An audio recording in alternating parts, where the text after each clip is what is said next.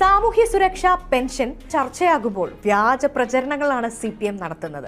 നായനാർ മന്ത്രിസഭയുടെ കാലത്താണ് സംസ്ഥാനത്ത് ക്ഷേമ പെൻഷൻ നടപ്പിലാക്കിയത് എന്നാണ് ആദ്യത്തെ അവകാശവാദം. എന്നാൽ ഇത് പച്ചക്കള്ളം. പട്ടം താണുപിള്ളയുടെ കാലത്ത് ശങ്കർ കേരളത്തിന്റെ ധനകാര്യമന്ത്രിയായിരുന്ന 1960 ബജറ്റിലാണ് ആദ്യമായി വാർദ്ധക്യകാല പെൻഷൻ നടപ്പിലാക്കുന്നത്. 15 രൂപയായിരുന്നു ആദ്യത്തെ വാർദ്ധക്യകാല പെൻഷൻ. പിന്നീട് 1963 ബജറ്റിൽ ശങ്കർ തന്നെ വിധവാ പെൻഷനും നടപ്പിലാക്കി. പിന്നാക്ക സമുദായത്തിൽ ജനിച്ച് ശക്തമായ രാഷ്ട്രീയ സാമൂഹിക പ്രവർത്തനങ്ങളിലൂടെ കേരളത്തിന്റെ മുഖ്യമന്ത്രി പദവി വരെ എത്തിയ കോൺഗ്രസ് നേതാവായ ശങ്കർ എന്ന മഹാനായ മനുഷ്യനോടുള്ള അവഹേളനമാണ് CPMന്റെ ഈ കള്ളപ്രചരണം. 1995 നരസിംഹറാവുവിന്റെ നേതൃത്വത്തിൽ കേന്ദ്രം ഭരിച്ചിരുന്ന കോൺഗ്രസ് സർക്കാർ ആരംഭിച്ചതാണ് നാഷണൽ സോഷ്യൽ അസിസ്റ്റൻസ് പ്രോഗ്രാം. അന്ന് ശ്രീ മൻമോഹൻ സിംഗ് ആണ് കേന്ദ്ര ധനകാര്യ മന്ത്രി. ഇത് കേരളത്തിൽ നടപ്പിലാക്കിയതും കോൺഗ്രസ്, K കരുണാകരൻ, AK ആന്റണി മന്ത്രിസഭകളാണ്. NSAPയുടെ ഭാഗമായി കേന്ദ്ര സഹായത്തോടെ 5 വിഭാഗങ്ങൾക്കാണ് സാമൂഹ്യ സുരക്ഷാ പെൻഷൻ ഏർപ്പെടുത്തിയിരുന്നത്.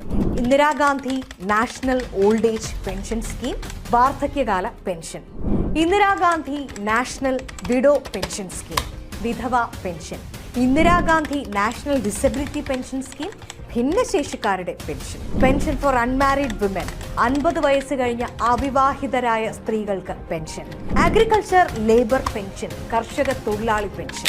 2011 വെറും 300 രൂപയായിരുന്ന ക്ഷേമ പെൻഷൻ ഉമ്മൻചാണ്ടിയുടെ നേതൃത്വത്തിൽ പിന്നീട് വന്ന UDF സർക്കാർ ആദ്യം 1200 രൂപ വരെയും അവസാന മന്ത്രിസഭയിൽ 75 വയസ്സിന് മുകളിലുള്ളവർക്ക് 1500 രൂപ വരെ ഉയർത്തി നൽകിയിട്ടുണ്ട്. ഇത് ഞാൻ പറയുന്നതല്ല. CPM MLA OS അംബികയ്ക്ക് ധനകാര്യമന്ത്രി KN ബാലഗോപാൽ നിയമസഭയിൽ നൽകിയ മറുപടിയാണ് നിങ്ങൾക്ക് കാണാം. ഇതുകൂടാതെ അന്ന് ഒരാൾക്ക് 1-ൽ കൂടുതൽ പെൻഷൻ അർഹതയുള്ളതിനാൽ ശരാശരി 1200 രൂപയിലധികം അക്കാലത്ത് ലഭിക്കുമായിരുന്നു.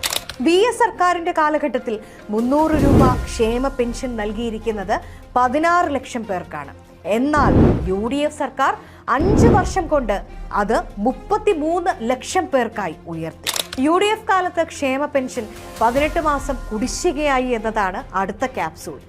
M സ്വരാജിന്റെ ചോദ്യത്തിന് TM തോമസ് ഐസക് നൽകിയ ഉത്തരത്തിൽ 3 മാസത്തെ ക്ഷേമ പെൻഷൻ മാത്രമാണ് UDF കാലത്ത് കുടിശ്ശിക ഉണ്ടായിരുന്നത് എന്ന് വെളിപ്പെടുത്തുന്നുണ്ട്. 2016 LDF സർക്കാർ അധികാരമേറ്റ സമയത്ത് UDF കാലത്തെ കുടിശ്ശിക അടക്കം വ്യക്തമാക്കി ധനകാര്യമന്ത്രിയായിരുന്ന TM Thomas Isaac white paper